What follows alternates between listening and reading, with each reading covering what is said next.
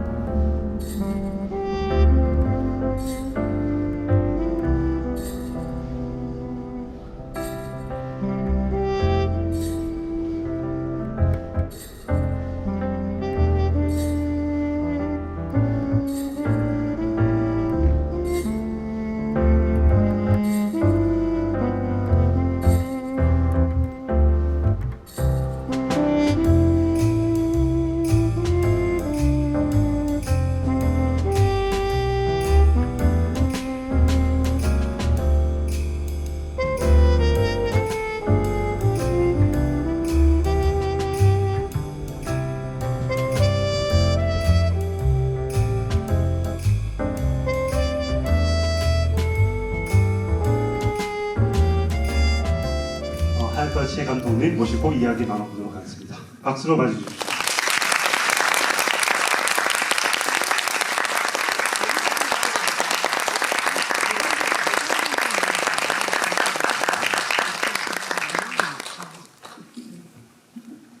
인사 한번 부탁드립니다. はい、アニョハセヨ、プラ75を監督しました早川千恵と申します。皆さん遅い時間まで残ってくださって本当にありがとうございます。 안녕하십니까. 플랜 75의 감독을 한 하야카와 치에입니다. 늦은 시간까지 남아서 이렇게 영화를 봐주셔서 감사합니다.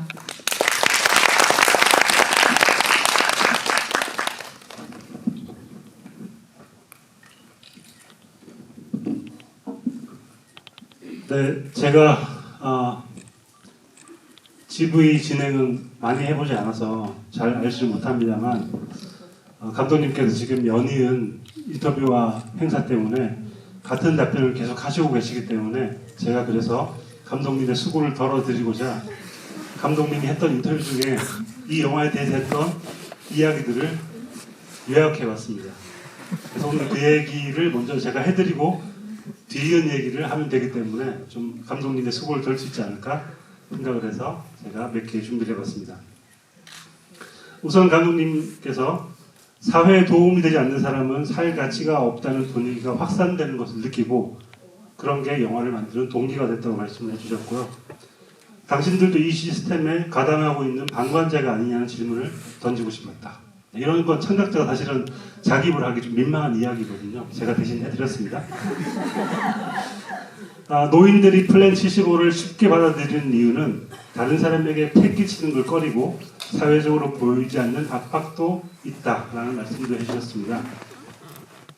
그리고 이주 노동자를 등장시킨 것은 노인과 이주 노동자 간 유대감을 다루면서 일본에서는 일하는 간병인 중에 외국인이 아주 많다고 합니다. 그래서 특히 필리핀 사람들이 많은데 필리핀 사람들은 공동체 유대감이 강하고 반면에 일본 사람들은 공동체 유대감이 점점 줄어들고 있기 때문에 그 두 사회를 대조해서 보여주고 싶었다는 말씀도 해주셨고요.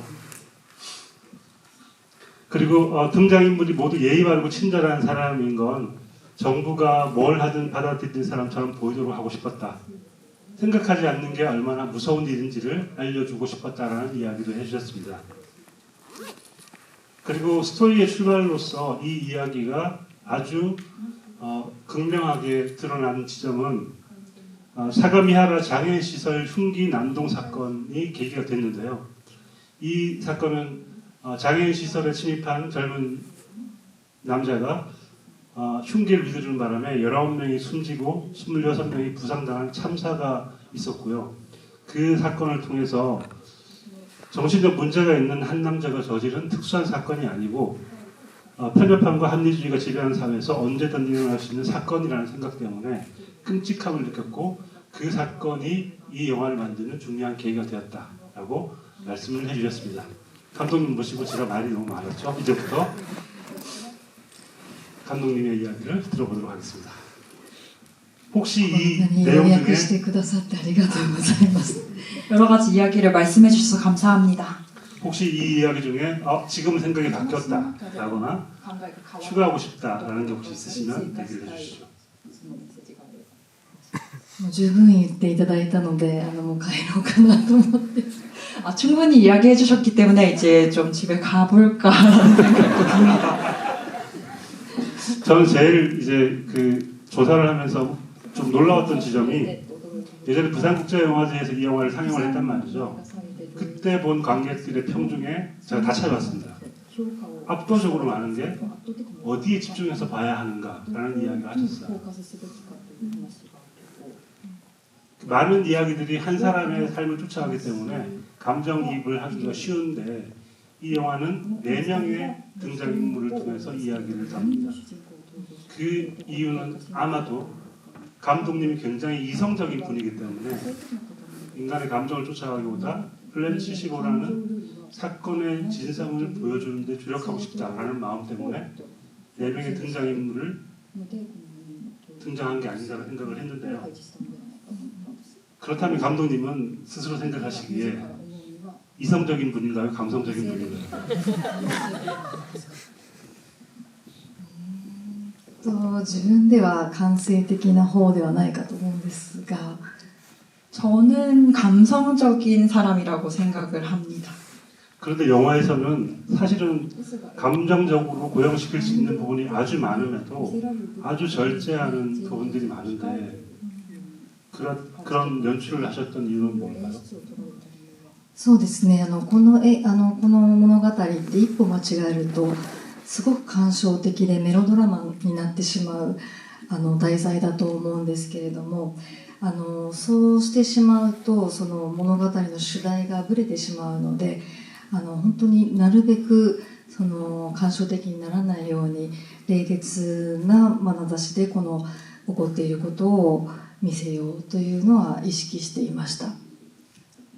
네, 그렇습니다. 이 이야기는 자칫 잘못하면 감성적으로 흐를 수 있고 멜로드라마로 흘러갈 수 있는 이야기이기 때문에 그렇게 스토리의 본질을 흔들리지 않게 하기 위해서 감성적인 부분은 절제했고요. 냉철한 눈으로 최대한 이걸 보여드리자는 마음을 의식했습니다. 네, 저는 영화 전문가라기보다 이야기를 좋아하는 사람으로서 이 이야기를 사실은 단편과 같이 놓고 얘기를 해보고 싶었어요. 감독님의 이 영화는 실은 고레다 히로카즈 감독님이 제작 기획한 10년이라는 프로젝트 옴니버스 속에 단편으로 등장을 했습니다. 그때 이야기가 거의 비슷하게 발전되어서 지금 영화로 전개가 되었는데요. 가장 큰 차이가 전 2개가 있다고 생각이 들더라고요. 그 영화에서는 치매를 앓고 있는 노모가 등장을 합니다. 그래서 플랜 75라는 걸 노모가 치매를 앓고 있으면 우리도 그럴 수 있겠다라는 알리바이 같은 걸 만들어주고요. 그래서 그런 것 때문에 훨씬 감정적으로 흘러가는 측면이 있습니다. 그리고 단편에는 장편과 비슷한 장면이 있는데요. 상담하는 곳에 날개를 던지는 장면이 있습니다. 근데 장편에는 그 사람의 얼굴이 등장하지 않는데 단편에는 등장을 합니다. 그래서 저는 단편에 있었던 치매를 앓고 있는 노모가 빠진 이유 그리고 그 계란을 던졌던 멍한 눈빛의 청년이 장편에서는 빠진 이유가 궁금하더라고요.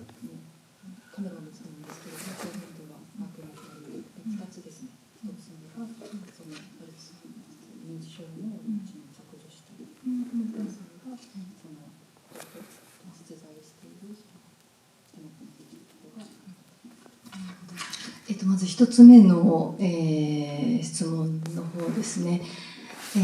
もともと長編のプラン75を作ろうと思っていた時にテニアルジャパンのお話をいただいたのでまずは短編版で作ってみようということで、当初5人ぐらい登場人物がいた中の1人を選んで短編版を作ったんです。それが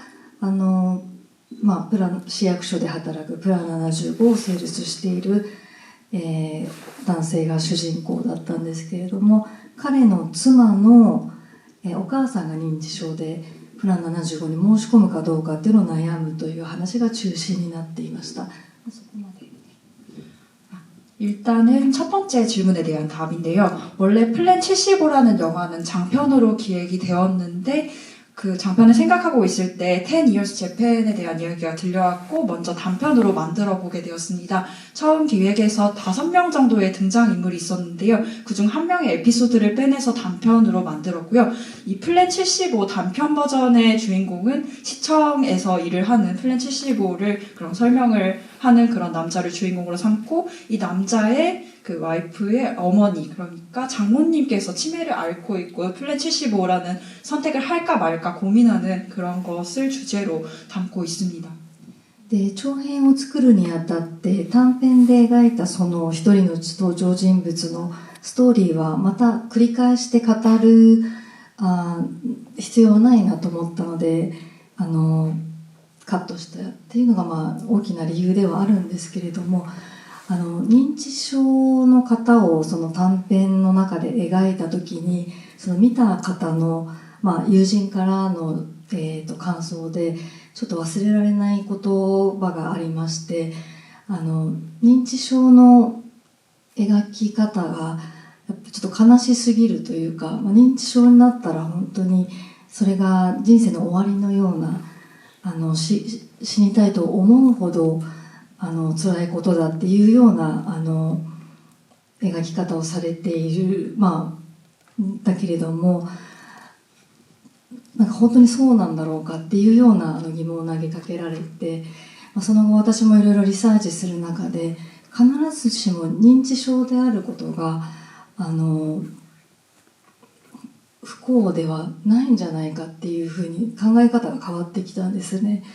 認知症になったからとして言ってその人が全く違う人間になるわけではないしその人の感情は生きているしなので特に認知症ということに関してことさらそのネガティブに映画の中で描くことはもうやめた方がいいんじゃないかってなんか個人的に思うようになって長編の版のプラン75では一切その部分は描かないことにしたっていうこともあります。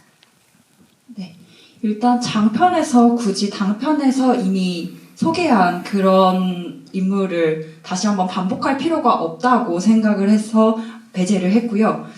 그 단편에서 치매를 묘사할 때 제 친구의 감상인데요. 잊을 수 없는 그런 말이 있습니다. 그 치매를 묘사하는 방식이 굉장히 슬펐다는 것입니다.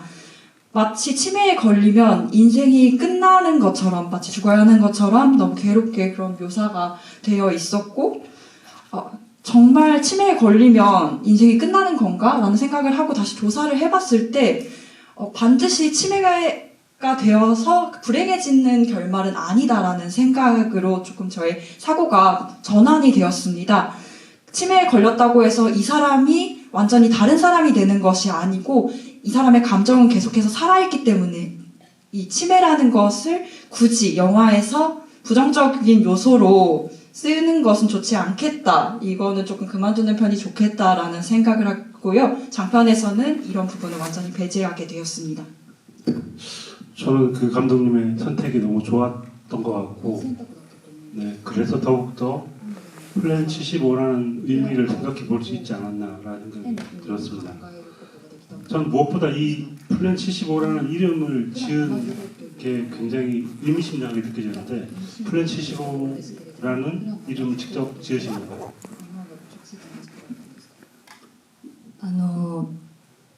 プラン75ってすごくまあ保険のサービスのネーミングのような聞こえがするなと思って人々がすごくアクセスしやすくて覚えやすくて便利そうに見える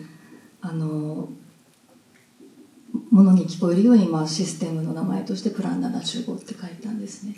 なんかさもいいなんかプランのようなとってもカジュアルで手が届きそうで使いやすそうなイメージを与える印象を与えるネーミングにしました。そうです直接、そうですね。でそれをもうそのシンプルに映画のタイトルにしようと思ったんですけど。 이 플랜 75라는 제도명은 직접 지은 그런 제도명이고요. 정말 플랜 75라는 이름 자체가 마치 그 보험 서비스 같은 네이밍으로 들릴 것이라는 생각을 했습니다. 조금 접근성이 쉽고 편리해 보이고 조금 친근한 그런 느낌을 주는데요. 그런 시스템, 너무나 좋은 것 같은 캐주얼하고 받아들이기 쉬운 시스템의 이름으로써 이 플랜 75라는 제도를 만들어냈고 차용을 하고 그대로 제목으로, 영화의 제목으로 쓰게 되었습니다. 그러니까 보통 플랜이라고 하면 앞으로 해야 될 일을 세부적으로 결정하는 것, 미리 계획을 세우는 것을 플랜이라고 하는데 75라는 건 제거해야 될 대상이잖아요. 그래서 그 플랜과 75가 붙었다는 게 정말 이걸 만든 사람들의 잔인함을 보여주는 네이밍이 아닌가? 라는 생각을 했습니다. 잔인한 이름. そうですね。計画という意味もあるし、作戦という意味でも使われると思うんです。作戦って何の作戦かというと、この場合ではもう高齢者を排除していく、この世界から抹殺していくという作戦。 네, 플랜이라는 말은 계획으로 받아들일 수도 있지만 작전이라는 식으로도 받아들일 수 있다고 생각합니다. 이 경우에는 고령자를 배제하려는, 세상에서 말살하려는 그런 의도를 가지고 있다고도 할 수 있습니다. 작전이라고 그러니까 너무 무서운 영화였구나라는 생각을 하게 됐는데요. 이게 일종의 저는 SF 영화라고 생각이 들고요. 이 SF 영화, SF 소설은 세계관이 되게 중요한데 이 세계를 만들기 위해서 여러 가지 설정을 하셨습니다. 일단 10만 엔을 주고 그리고 언제든지 열려있는 상담 서비스 그리고 장례 서비스가 있는데 전 그중에 제일 이상한 게 15분간의 상담 서비스인 것 같아요. 15분만 얘기를 들어주는 그 이상한 제도가 있는데 중간에 또 그런 설명이 있습니다. 이걸 하다가 많은 분들이 중간에 그만두려고 한다. 그런데 그러지 않고 죽음에 이르를 수 있도록 잘 인도하는 게 콜센터 직원들의 하는 일이다라는 얘기를 중간에 나오는데 왜 이런 설정을 하셨을까요? 저는 궁금한 게 분명히 자기 얘기를 하다 보면 삶에 미련이 생겨서 죽지 않으려고 할 사람이 많을 텐데도 불구하고 이런 서비스를 넣었던 이유는 뭘까요? やはりそもそもこのプラン75の真の目的というのが高齢者の数を減らすこと、それで、支出を減らすこと、社会保障のっていうことなので、でもそれを遂行するためにはできるだけ申し込みをするハードルを下げる、簡単に誰でも簡単に申し込めるような工夫というか作戦ですよねが必要で、それが巧妙であればあるほど非常に不気味なものがように見えるかなと思って。 이 플랜 75라는 제도의 진짜 목적은 노인의 인구수를 줄이고 정부의 지출을 줄이는 것이죠. 그렇기 때문에 이걸 수행하기 위해서는 가능한 그 접근성이 쉬워야 되는 그런 부분이 만들어져야 되고 조금 더 많은 사람들이 신청을 할 수 있게끔 제도를 만들어야 되는데요. 어떤 의미에서 이거는 작전이었다고 할 수 있습니다. 그래서 이런 작전이 교묘하면 교묘할수록 사람들이, 관객들이 조금 불쾌하게 느끼겠다라는 부분을 조금 노한 게 있습니다. 이렇게 작전을 잘 짜시는데 혹시 정부에서 이 영화를 보고 제안을 하거나 그러지 않으셨나요? 来ませんでしたけれども、でも短編を作った時に厚生労働省の人たちに呼ばれて、そこのオフィスで短編を上映してみんなで話すディスカッションするっていう会には招かれました。 그런 제안은 없었고요. 단편을 만들었을 때 일본의 그 정부 기관인 후생노동성에서 거기서 조금 불려서 거기 사무실에서 상영회 같은 그런 토론회에 참가한 적이 있습니다. 거기서 어떤 이야기가 오갔는지 너무 궁금한데요. そうですね、これは絶対にこんなことは起きませんよっておっしゃる方がいるかと思えば、いやいやこれはありえますよというふうにすごく危機感を持っている職員の方もいらっしゃいました。 절대로 이런 일은 일어나지 않을 것이다라는 반응을 보이는 사람이 있는가 하면 있을 수도 있다는 위기의식을 조금 표현한 그런 직원분들도 계십니다. 전 이 영화에서 제일 좋았던 몇 장면이 있는데 거기에는 모두 범상치 않은 사운드가 있었던 것 같아요. 그 사운드 디자인이 굉장히 좀 훌륭하다고 생각이 드는데 어떤 때는 주인공의 한숨 소리를 악기가 대변하는 것 같기도 하고 어떤 때는 주인공의 복잡한 머릿속을 음악이 대변하는 것 같기도 한데 그 중에 앞거는 아마 많은 분들이 그 장면 좋아하셨을 것 같은데 볼링장 장면이었거든요. 거기서 갑자기 사운드가 확 커지면서 젊음이란 이런 사운드구나 라는 생각을 하게 돼요. 그러니까 나이가 들면서 점점 더 단출하고 미니멀한 사운드를 좋아하지만 젊은 사람들은 이렇게 복잡하고 비트가 강한 음악들을 좋아하는구나. 그 사운드의 대비가 어쩌면 젊음과 늙음의 대비가 아닐까 하는 생각을 했었는데 그 볼링장의 저는 장면을 찍을 때 어떤 마음이셨는지 궁금하더라고요. そうですね、ボーリングシーン、私も一番好きなシーンなんですけれども、もう死ぬと決めた主人公の道が陽子という若い女の子と出会って、自分が若い頃に行っていた同じボーリング場に行くんですが、もうすっかり変わってしまって、流行りの音楽も全く変わってしまって、でもすごく楽しい時間を若い人と過ごす、そのなんかアンバランスさとミスマッチ感が今まさに死にゆく、女性と若い人たちも生きるパワーにあふれている若い人たちの中の消え入ろうとしている道という女性っていうそのなんか対称性というかアンバランスさがすごい切なく感じたというか。 그 볼링 씬은 저도 참 제일 좋아하는 씬이기도 합니다. 이런 죽음이라는 결정을 이미 한 이 미치라는 여성과 요코라는 젊은 여성이 만나는 씬이기도 하죠. 그 볼링장은 실제로 미치가 젊은 시절에 갔던 볼링장이긴 한데 완전히 다른 곳이 되어버렸습니다. 거기서 틀어지는 음악도 완전히 변했지만 그럼에도 불구하고 미치는 굉장히 즐거운 시간을 보냅니다. 그게 굉장히 불균형한, 언밸런스한 느낌이 들었고 미스매치한 느낌이 들었습니다. 그 죽음을 향해 가는 여성과 젊은이들의 파워가 느껴지는 그런 대조성, 그런 불균형에서 느껴지는 슬픔을 표현한 장면이라고 생각합니다. 저는 혼자 그 장면 보다가 울었는데요.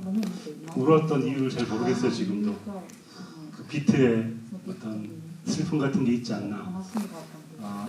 일렉트로닉 하시는 분들은 가장 슬픈 음악은 아주 격렬한 비트 속에 애잔한 멜로디가 흐를 때 그게 세상에서 가장 슬픈 음악이라고 얘기를 하는데 아마 그 장면 자체가 그런 느낌을 준 게 아닌가 하는 생각이 들고요. 결국에는 이 이제 플랜을 세우고 있는 정부 혹은 보이지 않는 정치인의 목소리들과 일반 대중들이 싸우는 이야기, 전투라고 생각이 드는데요.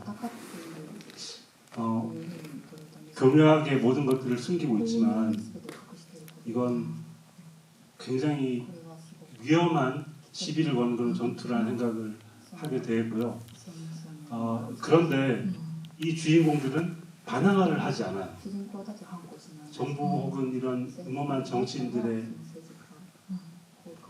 그 수법에 반항하지 않다가 마지막에 저는 최소한의 반항이라고 생각이 드는데 미치는 죽음보다 삶을 선택하고 그리고 삼촌의 시신을 유기하고 마리아는 그걸 돕고 그런 게 우리가 할 수 있는 최소한의 일이라는 생각을 하게 되는데 그러면서 우리가 할 수 있는 게 이거밖에 없나? 라는 생각을 또 하게 돼요.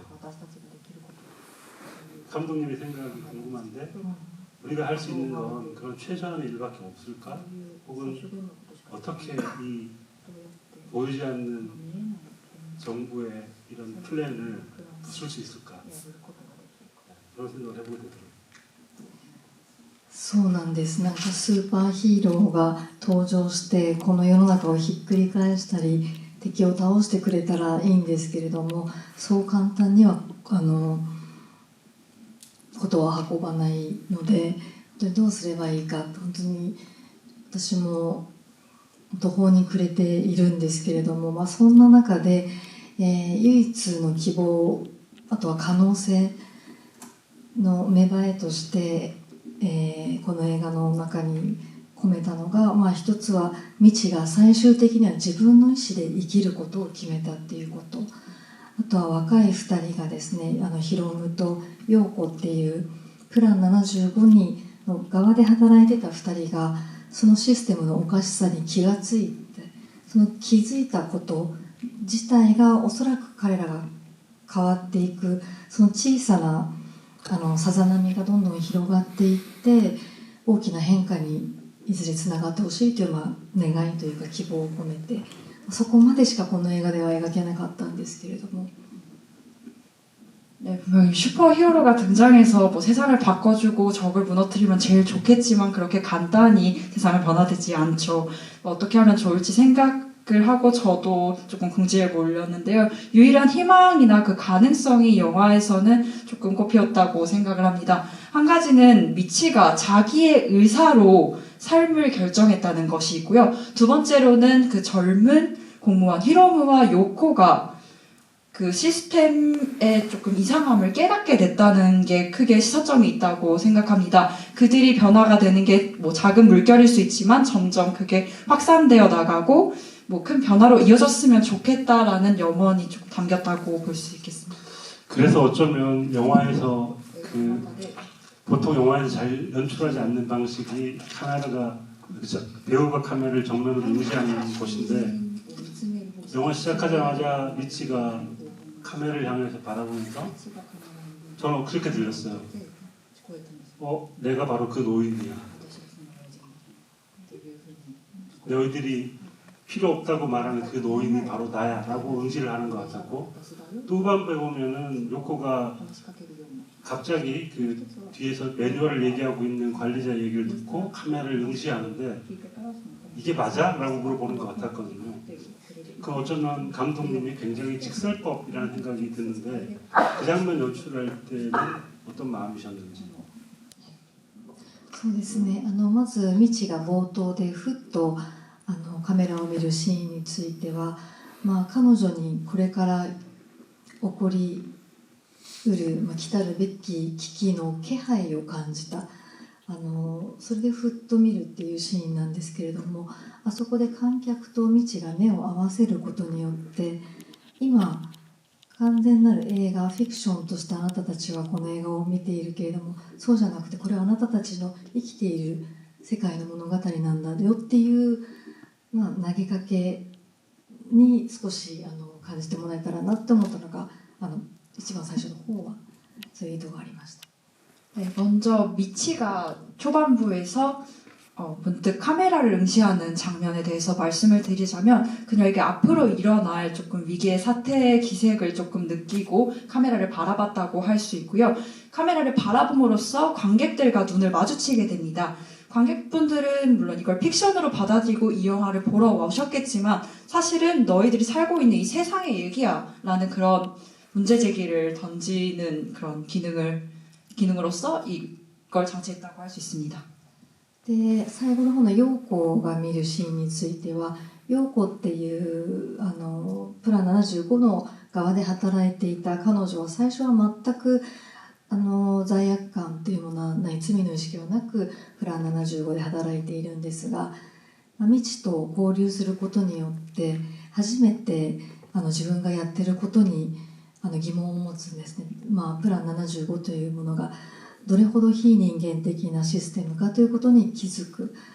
でそんな時に自分の後ろでそのトレーニングしている女性がいかにうまく高齢者を死なせる誘導するかっていう話をして、本当におぞましいというか、ゾッとするっていうシーンなんですけれども、そこでカメラを見た彼女っていうのはそのゾッとする恐ろしいシステムに自分も無意識に参加していたっていうことに気づいて、でかつそのさっきと同じようにこれを見ているあなたたちもこの社会に生きている私たち一人一人がそれに加担してるんじゃないだろうかっていうその問いかけをしたかったっていう。 그 마지막 부분에 요코가 또 카메라를 보는 씬이 있습니다.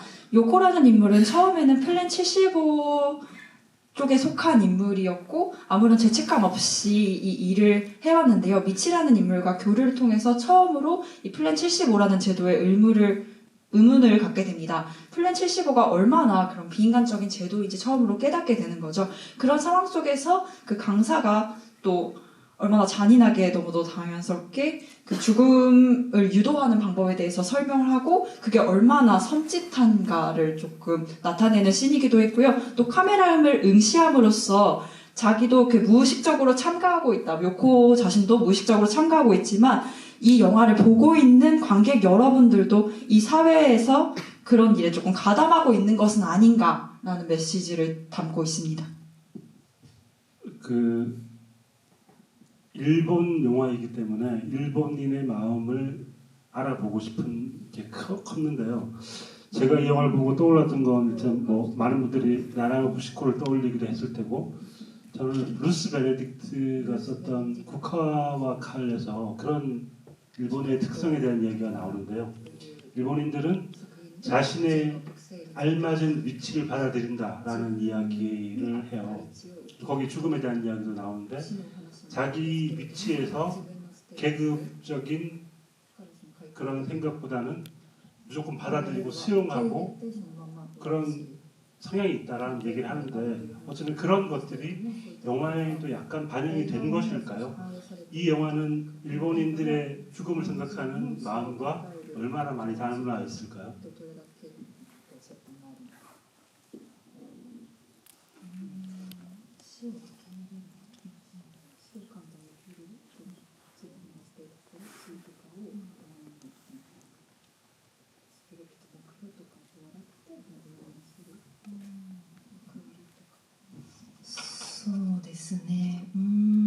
日本人の特性、この映画で描きたかった、一つとしては、決まったことに従順に従ってしまう自分の意思だとかを抑えて従ってしまう傾向にあるっていう点はこの映画で描きたかった日本人特有の性質ではあるんですけれども、死の受け止め方に関しては自己犠牲の精神っていうのがすごく強く日本人にあるような気がしていて、家族のためだったり家族に迷惑をかけないためだったり国のために貢献するために死ぬとか、そういった特性の方を特に表現しようと思ったんですが。 일단 이 영화에서 나타나는 일본인만의 특성이라고 할 만한 것은 일본인들은 정해진 것을 자기의 의지를 조금 꺾고 그대로 순종하는 그런 모습을 조금 일본 특유의 특성으로서 그리고 싶었던 부분이고요. 죽음에 관해서는 그 죽음을 받아들임에 있어서 그 자기 희생 정신을 조금 더 강하게 강조하고 싶었던 것 같습니다. 가족을 위해서 가족에게 민폐를 끼치고 싶지 않고 국가의 예산 문제도 있고 그 국가를 위해서 자기가 죽음을 맞이한다라는 그런 특성을 조금 더 표현하고자 했던 게 아닌가 싶습니다. 저는 일본 내에서 이 영화를 받아들이는 관점이 굉장히 궁금한데요. 젊은 세대들도 이 영화를 보고 비슷한 생각을 하였는지 그들은 이 영화를 보고 어떤 이야기를 했는지가 좀 궁금하더라고요. そうですね若いといっても例えば30代40代50代ぐらいの人は特にその老後に対しての不安がものすごく大きいのでこの映画を見てすごく恐ろしいあまりにリアルで、自分たちの不安をすごく意識したっていう感想が多かったように思うんですけれども、もっと若い世代は、まだうまくその自分が老いること、高齢者になることをその3、40代の人よりは具体的にイメージがまだできていないので、自分事として考えるよりは自分の周りにいるおじいさんやおばあさんがどのような気持ちで生きているかっていうのことに対して、共感をする、初めてこの彼らの気持ちを感情を想像するっていう反応が大きかった気がします。 네, 젊은 분들이라고 했을 때 30대, 40대, 50대 분들은 특히 그런 늙는다는 것에 대해서 불안을 많이 느꼈고 정말 너무 현실적이고 무섭다, 뭐 위기의식을 가졌다 그런 반응을 보이신 분들이 많은데요. 그보다 조금 더 젊은 세대 같은 경우에는 자기 자신의 그런 노화랄까요? 조금 더 늙어간다는 것에서는 뭐 30대, 40대, 50대에 비해서는 상상하기가 어려운 부분이 있다 보니 자기 일로서 그 주변들의 뭐 할아버지, 할머니 그런 노인분들의 기분을 조금 상상하고 어떻게 살아가는지 조금 더 공감을 하고 그런 감정을 느꼈다라는 감상이 조금 들렸습니다.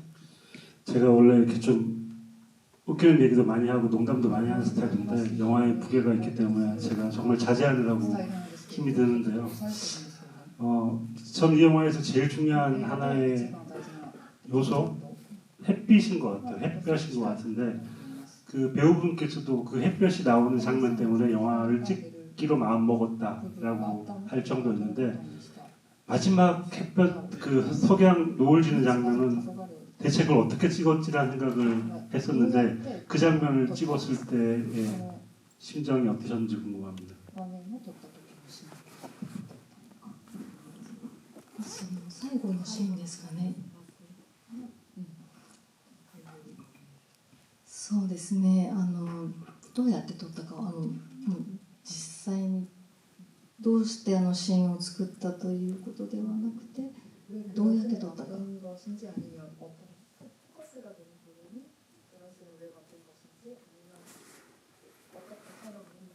어떻게 촬영을 했고 왜 그 장면을 찍게 되었으며 왜 거기서 노래를 부르며 그 모든 것들이 너무 불가사의하게 느껴지는 장면이었어요. そうですね、脚本を書いている時にシーンを入れたかったのはやはりもう強い意志を持って未知が生きると決めた、もう生きることをもう全肯定するラストにしたかったんです。で曲の歌詞というのが、夕日は沈むけれども明日またリンゴの木の下で会いましょうっていう歌詞なんです。なので彼女は明日も生きるっていうその意志を表しているのでラストシーンにしようと思ったんですけれども、撮影した日はですね、その日しかシーンを撮影できなかったんですけれど、朝から曇ってたんです。で夕日が出ないんじゃないかとすごく心配しながらバスで向かっていったんですけれども、だんだん撮影現場に近づくにつれてだんだん雲が出てきて、お日様太陽が出てきたんですね。本当に奇跡のような瞬間で、でも倍賞さんが後ろに立って、あれがもう目の前が崖というか道がないので、全てのスタッフが後ろから見守るような形でシーンをずっと長回しで撮ったんですけれども、もうそれでもうみんなもう見ながらもう泣きそうな気持ちになりながら、私はもう泣いてましたけれども、というすごく奇跡的に撮れたラストシーンではありました。 일단 이 장면을 각본에 넣었을 때는 삶에 대한 강한 의지를 드러내고 싶었습니다. 미치가 사는 것에 대해서 완전히 긍정을 하는 것을 나타내고 싶었고요. 그 노래의 가사는 지금 해는 지지만 내일 다시 사과나무 아래에서 만나요 라는 가사가 들어있습니다. 그래서 내일을 산다는 의지를 반영하고 있다고도 할 수 있고요. 그 촬영을 하게 된 그 장소는 딱 그날밖에 찍을 수 있는 날이 없었습니다. 그런데 아침부터 굉장히 흐려가지고 날이 제대로 해가 찍힐까 걱정을 했는데요. 버스를 타고 점점 그 촬영 장소에 올라갈수록 구름이 걷히고 해가 나는 그런 기적적인 순간을 맞이했습니다. 그래서 바이쇼 치에코 배우님 앞에 바로 벼랑 끝이라서 스태프들이 다 뒤에서 그런 미치의 모습을 바라보는 식으로 롱테이크로 찍었는데요. 다들 조금 눈물을 글썽이고 저는 좀 울기도 한 그런 기적적인 순간이었습니다. 저 그 장면 보고 봉준호 감독의 영화 마더의 마지막 장면을 떠올렸는데, 봉준호 감독의 마더를 보면 마지막에 김혜자 배우의 모습을 보여주면서 흔들리는 카메라와 노을이 지는 장면이 있는데, 그때와 비슷한 감정 같은 걸 느끼면서 굉장히 슬펐던 그런 순간이었던 것 같습니다. 반면에 촬영 현장에서 그 어떤 영화보다도 그 나이 드신 분들, 노인분들이 많이 등장을 하셨기 때문에 촬영 현장 분위기가 어떤지 궁금하기도 해요. 일단 이게 영화의 주제를 다 알고 연기를 하시는 분들이라면 좀 처참한 이야기임에도 영화의 분위기는 굉장히 밝고, 공무원들의 표정도 그렇고 관공서의 특유의 뭐랄까 무미건조함 같은 게 있는데, 현장에서 어땠는지 좀 궁금합니다. 現場での雰囲気は特に倍賞千恵子さんがとってもチャーミングで明るい方なので、撮っているシーンはとっても悲しいのに、撮影現場で冗談っていうかダジャレを言ったりとかしてたので、すごく明るく和やかな雰囲気でした。 일단 현장에서는 바이쇼 치에코 배우님이 굉장히 매력적이고 그 명랑한 분이셨기 때문에 슬픈 장면을 찍는 그런 상황 속에서도 조금 장난을 치시거나 농담을 하시거나 해서 굉장히 밝은 분위기의 촬영 현장이었습니다. 제가 이 이야기를 만약에 제가 이제 스토리텔러로서 이야기를 쓴다면 아마도 히로무의 삼촌 캐릭터를 좀 더 재미있게, 그리고 온 동네를 다니면서 헌혈증을 타가지고 그 종이를 가지고 있으면서 자기 인생을 헌혈증으로 정리하려고 하는 그 재밌는 캐릭터잖아요. 근데 이 사람도 뭔가 더 활발하지 않고 이렇게 억눌려 있는 느낌이 드는데, 그 캐릭터를 좀 더 이렇게 재밌게 하고 싶었던 생각이 그것도 없었는지, 그게 충분히 가능해 보이고, 단편에서도 굉장히 재밌는 캐릭터가 있잖아요. 그런 이 영화에서 약간의 희망이나 약간의 웃음이나 유머 같은 걸 넣고 싶기도 하셨을 것 같은데, 네, 어떠셨는지. すごい鋭い点だと思うんですけど、実は最初はそういうキャラクターで作ってたんですね。セリフももっと多くて、性格ももうちょっと砕けて面白い感じの人として書いたんですけれども、その役者さんが決まって初めてこうリハーサルをした時にちょっとそういう役に合わない感じがしたんですね、その役者さん自体が。なのでそのキャラクターをその方に、寄せるようにちょっと書き換えていったっていうところがあって、当初とは違うキャラクターになっているので。 굉장히 예리하셨습니다. 왜냐하면 원래 이 히로무의 삼촌이라는 캐릭터가 대사도 더 많은 그런 성격의 캐릭터였고 조금 더 재밌고 약간 가벼운 그런 느낌의 캐릭터였는데요. 막상 그 역할이 정해지고 배역이 정해지고 처음으로 리허설에 들어갔는데 이 역할이 조금 잘 맞지 않는다는 느낌을 받았습니다. 그래서 이 캐릭터를 조금 더 배우분에게 조금 맞춰나가면서 변화된 부분이 있습니다. 개인적으로 무척 아쉽게 생각이 들고요. 이 영화는 사실 여러분들의 질문이 더 궁금하긴 해요. 진짜 할 말이 많고 여기서 진짜 플랜 75의 찬반 토론을 해도 될 정도로 굉장히 이슈가 될 만한 이야기로 생각이 드는데, 여러분들의 질문을 들으면서 또 감독님의 답변을 한번 들어보는 시간을 마련해 보도록 하겠습니다. 질문 있으신 분들은 손을 들고, 저기 네, 사이드에 앉아 계신 여자분.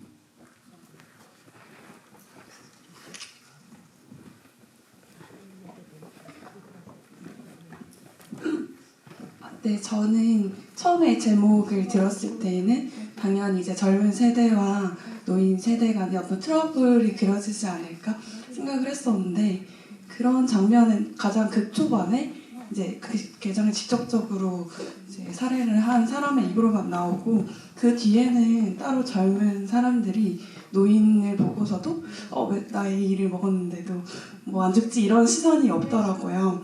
그래서 그 이후로 그 젊은 사람들이 그 나이 든 노인들을 향해서 뭔가 그런 혐오 표현을 일부러 넣지 않으셨는지 아니면 이 세계관에서는 그게 약간 자연스러운 건지 그리고 이제 마지막 두 번째로는 그 처음으로 그 게시판에 플랜 75 홍보를 붙이던 그 히로부에게 그 주체는 보이지 않는데 그 물풍선으로 이렇게 뭔가 테러처럼 한번 그 3번 정도 던져지는 장면이 있는데 정작 누가 던졌는지는 보여주시지 않으셨더라고요.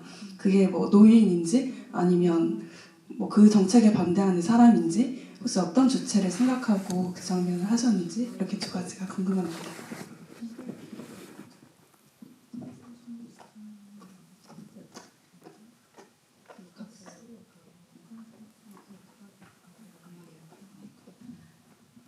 最初の質問に関しては問題というかこの物語の中の、敵と言ったらあれかな高齢者を攻撃するのが若者にしてしまうとすごく単純な構図になってしまってそうではなくて社会のその目に見えない不寛容とかそれ自体が一番の問題だと考えたのであえてその高齢者を攻撃する若者を具体的には描こうとは思いませんでした。 네, 일단 첫 번째 질문에 대한 답변인데요. 그런 이야기에 만약에 고령자에 대한 공격, 젊은이들의 공격을 단순하게 배치를 하면 그 보이지 않는 불관용이라는 부분이 오히려 좀 부각이 안 될 것 같았고 그 관용적이지 않은 세상을 조금 더 부각시키기 위해서 그런 부분을 배제를 했고요. 그런 젊은이들의 모습을 구체적으로 그리진 않았습니다.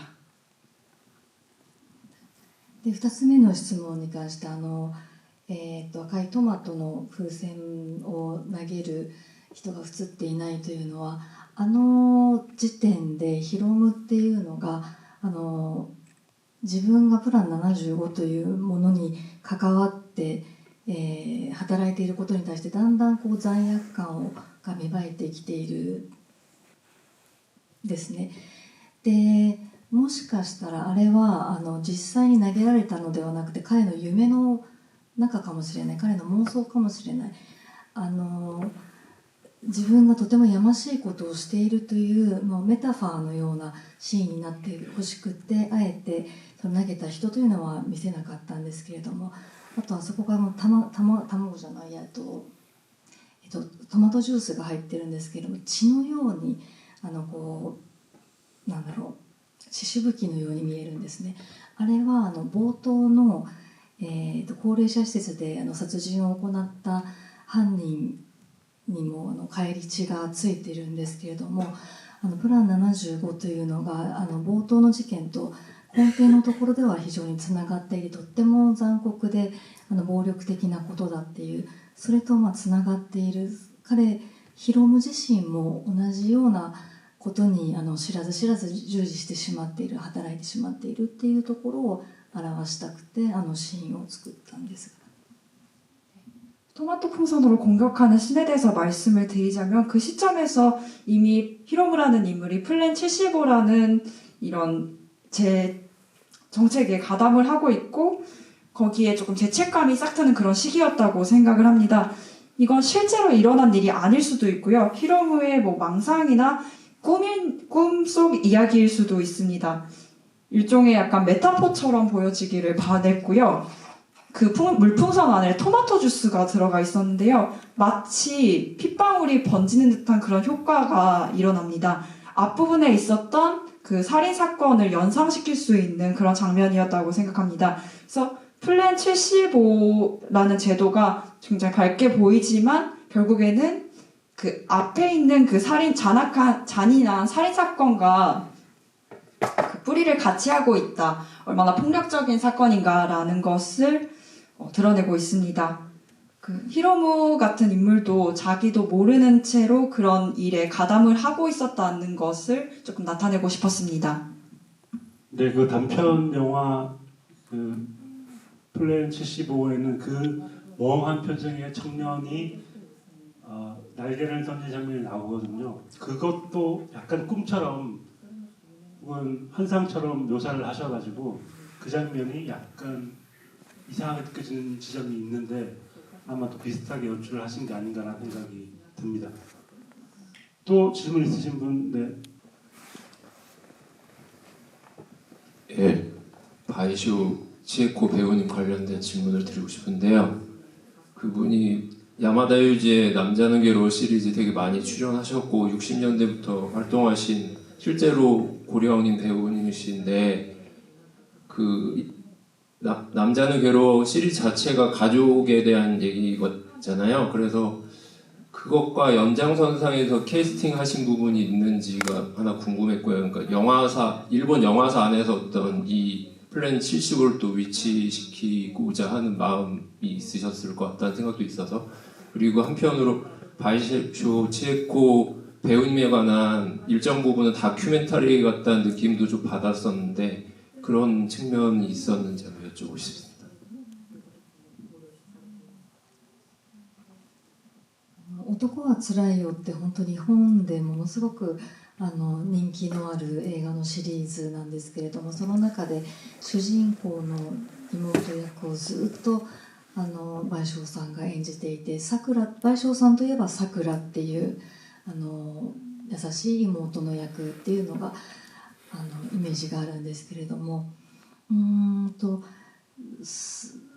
山田洋次監督がその寅さんを撮る前に撮ったもっと昔の作品で家族とかふるさととかっていう作品を見た時にその中の倍賞さんが本当に働く女性、牧場で働いていたり船の運転をしている女性だったり、その働いている姿が本当に板についてリアルに見えるのが、私はそちらの方が印象に強く残っていて、この未知というのも78歳で仕事をしているという、そういう働く姿が美しく見える倍賞さんということでキャスティングしたんですけれども、でも後からですね、この映画を見た新聞記者の方に男はつらい寅さんの世界と真逆の世界ですねって言われたんです。プラン75って男はつらいは本当に人情、もう人とのつながり、温かいお話、家族の話、それと全く逆の世界に桜が入ってしまって、とっても見ているのが辛かったっていう感想をもらいました。 네, 일단 말씀해주신 남자는 괴로워 시리즈가 일본에서 굉장히 유명하고 인기가 있는 시리즈인데요. 이 바이쇼 치에코 배우님이 주인공 토라상의 여동생 역할로 사쿠라라는 역할로 계속 출연을 하셨습니다. 그래서 일본에서 바이쇼 치에코 배우님 이퀄 사쿠라라는 약간 조금 공식처럼 되고 있는데요. 굉장히 상냥한 여동생의 이미지입니다. 하지만 저는 그것보다도 이 남자는 괴로워 시리즈가 만들어지기 전에 야마다 요지 감독님의 작품에 출연했던 그 가족이나 고향이라는 작품에서 이 바이쇼 치에코 배우님이 일하는 여성으로 많이 그려졌던 모습이 기억에 많이 남습니다. 목장에서 일을 하기도 하고 배에서 뭐 일을 하기도 하는 그런 모습이 굉장히 현실적으로 그려진 게 강렬하게 남아있었기 때문에 미치라는 여성도 78세의 고령에도 불구하고 열심히 일을 계속하는 여성이기 때문에 일하는 모습이 아름답게 보여지는 배우분이기 때문에 바이쇼 치에코 배우님을 고려하게 됐습니다. 그리고 또 일본에서 어떤 신문 기자분께서 이 남자는 괴로워 시리즈와는 완전히 정반대의 세계의 이 플랜 75라는 영화가 놓여져 있는 것 같다라는 말씀을 좀 들었었는데요. 이 남자는 괴로워가 뭐 인정이나 유대감, 따스함을 다룬 영화라면 그와는 정반대에 있는 영화라서 그런 사쿠라의 모습을 보고 괴로웠다는 감상을 말해주시기도 했습니다. 네, 한 분 정도 질문을 더 받을 수 있을 것 같은데요. 뒤에서 네 번째 분이 더 번쩍 손을 드셔가지고 이제 띄었습니다.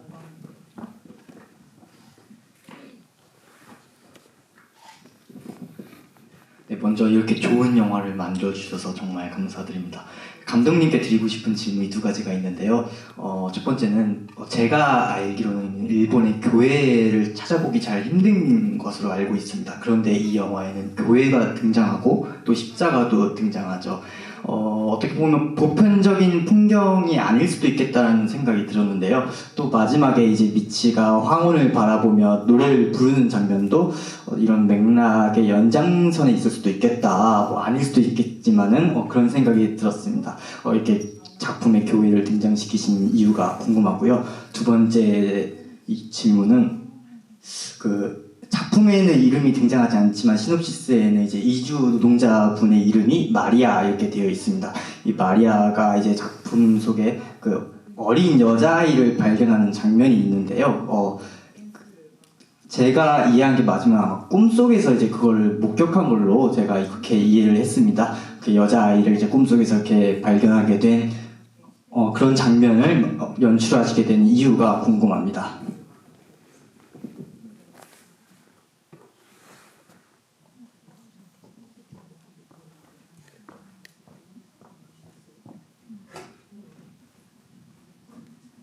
教会のシーンについてなんですけれども、フィリピンの方っていうのが9割ぐらいがクリスチャンで、日本に住んでいる方でも教会に集まってそのコミュニティができているっていう、実際にそういうところがあって、で実際にその見学にも行ったりしたんですけれども、本当に彼らにとっては外国である日本でもすごく熱いコミュニティができていて、困っている人がいたら助けるのが当たり前っていうコミュニティができているので、そういうフィリピンの方たちととっても孤立している人との関係性が薄くなっている日本人と対照的に描きたくって、マリアという女性を登場させて、かつその教会の中の温かいコミュニティみたいのを描く必要があった。 네, 먼저 교회 씬에 대해서 말씀을 드리겠습니다.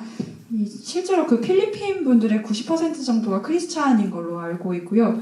일본이라는 조금 낯선 나라에서도 교회에 모여서 그런 커뮤니티 공동체를 형성하고 있는 모습을 보고 실제로 제가 견학을 가기도 했습니다. 정말 정열적인 공동체였고 서로 상부상조하는 것이 너무나 당연한 그런 커뮤니티가 형성되어 있었습니다. 그런 필리핀과 점점 고립되어가고 사람과 사람 간의 유대관계가 약해져가는 그 일본을 대조적으로 그리고 싶었던 부분이 있고요. 마리아의 그런 등장하는 마리아의 등장이 그런 대조적으로 나타나기 위해서는 그 교회 공동체라는 장치도 필요했습니다. 2つ目の質問で、マリアというのは5歳の、娘をフィリピンに置いて日本で仕事をしているんですけれども、介護士の仕事からプラン75の、で死体をクリーンアップする仕事を始めてから、もうそれは娘のために一生懸命仕事をしているんですけれども、やっぱりとっても悲しい思いをして毎日一人で死んでいく老人たちを目の前にして、彼女自身もものすごいストレスを抱えているっていう彼女の心象風景というか、不安だったり悲しみだったり、自分が愛するものが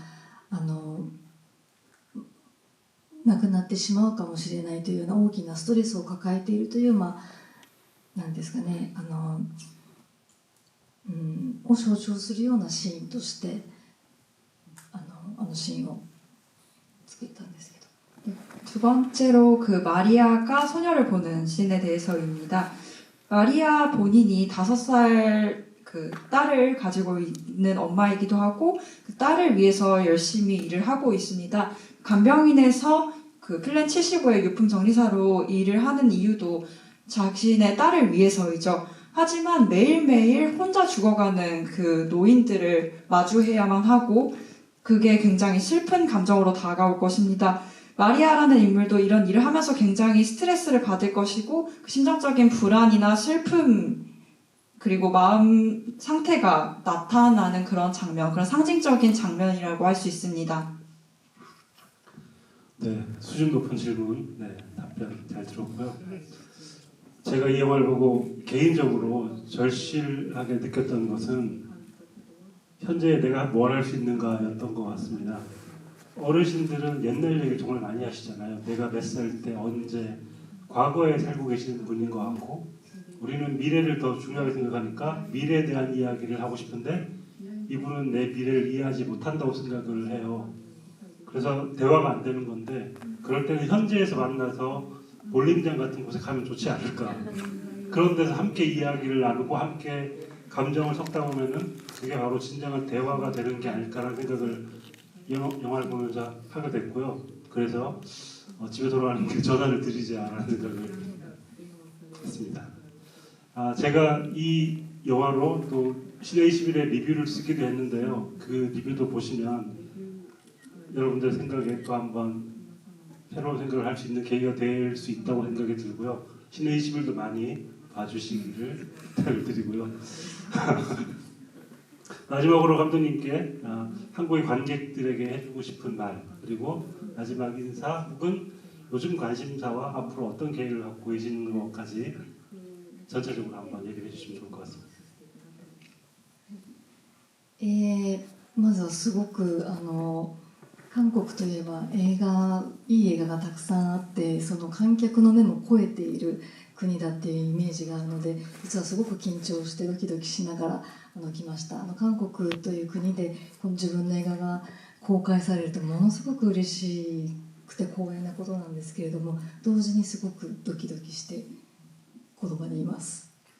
네, 지금 한국에서는 굉장히 좋은 작품들도 많이 나왔고 관객분들도 굉장히 눈이 높으신 걸로 알고 있습니다. 그래서 굉장히 긴장을 하기도 했고 플랜 75가 이곳에서 개봉한다는 것을 굉장히 영광스럽게 생각을 합니다. 한편으로는 굉장히 두근두근 거렸습니다.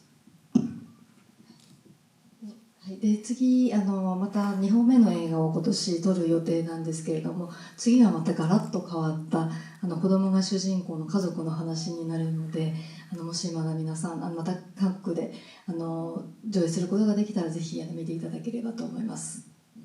지금 두 번째 장편 영화를 준비를 하고 있는데요.